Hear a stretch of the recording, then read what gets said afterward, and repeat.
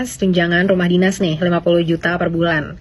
Jadi ada salah satu karyawan kita. Saya aja yang tinggalnya di Bintaro, itu macetnya tuh luar biasa. Ini udah setengah jam di perjalanan masih macet. Tadi kan udah diliatin ya. Ingat ya, ditandain Nafa Urba dari Partai Nasional Demokrat. Ini apa yang dia bilang di videonya. Jadi dia bilang kalau misalkan, aduh susah banget nih dari Bintaro ke Senayan, itu jauh, macet, gek. Dia fungsinya apaan? Duduk di parlemen kalau bukan untuk menyelesaikan masalah-masalah yang dihadapi masyarakat. Macet dia siapa? Ratu yang dia harus diistimewakan dibandingin masyarakat yang lain.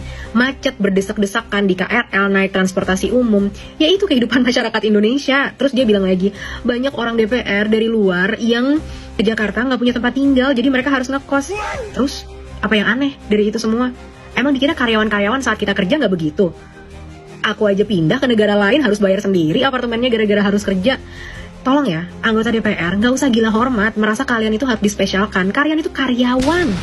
Hasil kerjanya nggak jelas, gila hormat, minta dispesialkan. Kalian pikir kalian siapa?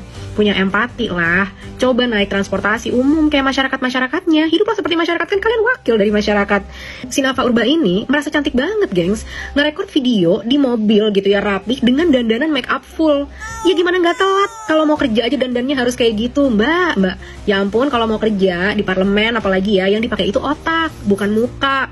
Artis iya, kalau jadi artis harus cantik-cantikan biar makin menarik dan lain sebagainya. Tapi kalau di parlemen yang penting itu ideologi kamu, pemikiran kamu, pengetahuan kamu tentang kemampuan membuat kebijakan, tentang research masalah masyarakat, tentang cara menyelesaikannya, tentang ideologi kamu. Itu yang diminta. Kita mah nggak peduli mau mukanya cantik seperti apa, mau harus dandan seperti apa. Nggak ada yang peduli penampilan kamu kayak apa. Masyarakat tuh masalahnya selesaikan, bukannya malah menambah dan pengen untuk diperlakukan dengan lebih istimewa. Ya nggak masuk akal, gengs.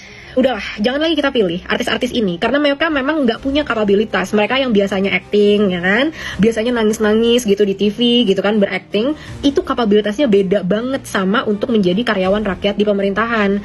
Semoga ini adalah periode terakhir ada artis-artis yang nggak punya kapabilitas yang duduk di pemerintahan. Banyak artis yang punya kapabilitas, contoh Rika Diah Pitaloka, dia bagus banget ya, dan aku suka sama dia gitu. Dia hasil kerjanya terlihat, dia turun ke lapangan, dia banyak kebijakan-kebijakan yang dia dukung, program-program yang dia dukung dan bagus gitu. Tapi artis-artis yang lain, tolong deh, nggak usah. Mereka itu cuma karena udah nggak ada kerjaan, gengs, nggak bisa cari duit lagi, karena modalnya cuma muka doang. Makin tua kan mukanya makin nggak cantik kan.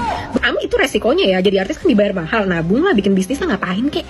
Kita dong jadi masyarakat, udah mukanya biasa aja, nyari kerja susah, gajinya dikit, harus naik KRL, naik transportasi umum, ya kan? Abis itu dihina lagi sama anggota DPR, dibilang macet, nggak mau, gitu kan? Ih, gede banget sumpah ngelihat artis-artis ini, bener-bener deh kelakuannya, mati empatinya.